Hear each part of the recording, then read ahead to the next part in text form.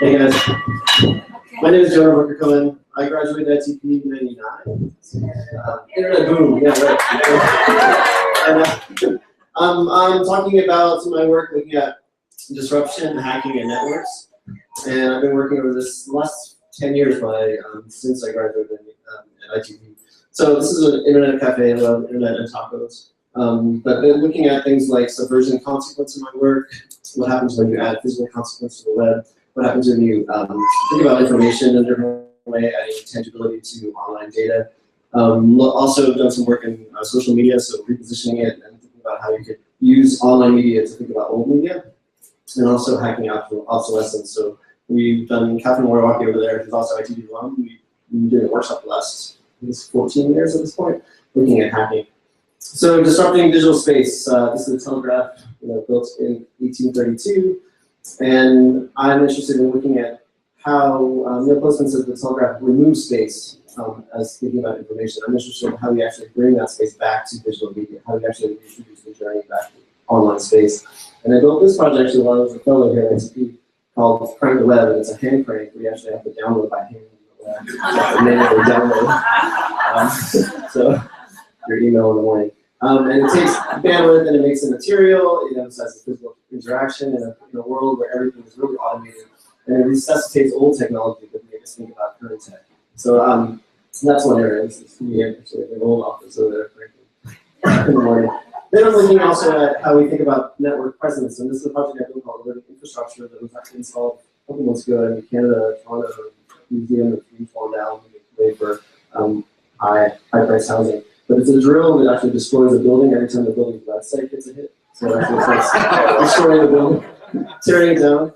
Right, so things about how a website relates to physical space. We actually don't need a space anymore. We just be online. We actually don't need a physical space. ITP is an example of why you do need a physical space, but in a lot of ways you don't. So, and also we kind of connect people online to people in physical space. I'm not going to show the video because I don't have time for it, but if I was going to make this is a quick thing that I'd be online, you see a little thing on the wall that basically on the web that looks like this. So it says, "Thank you for visiting. We destroyed the building. Hope you come back next time." And so it feeds you back some data. And then if I was ever going to make the next version, it would look like that. So moving on from there, last year I did a project called Email Miles that tracks your email. Actually, it gives you a visual readout of how many miles your email is. So email is so transparent, right? So email Miles basically is a hardware element, or it's a plugin for mail that shows you this mail arrived through these many countries to get to you and this many miles. So it actually adds a sense of tangibility back to email. And it reminds us of our spatial distance to each other geographically, which is something completely email totally destroys. So I wanted to think about kind of how do you add these physical elements back. Moving on from there, I'm interested in social media.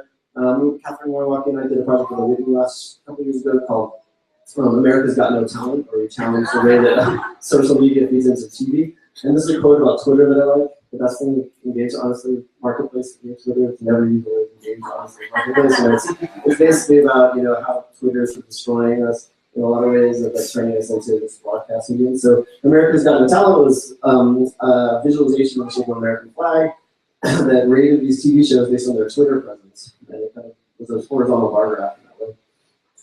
And so it was made for the Whitney in 2012. It's a data visualization that challenges the popularity of these shows, and it retweets the words America and No Talent, and it sends it out to projects Twitter accounts.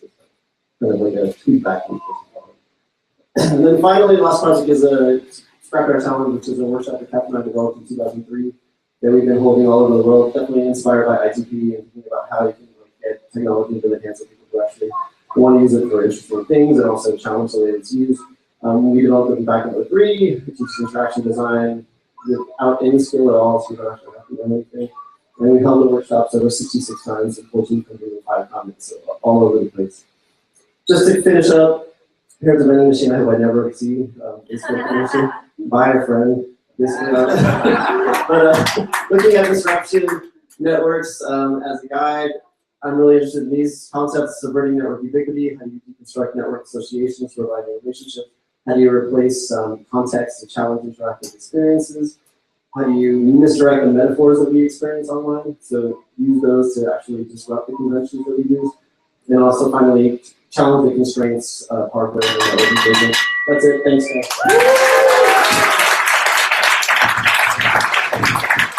Good time.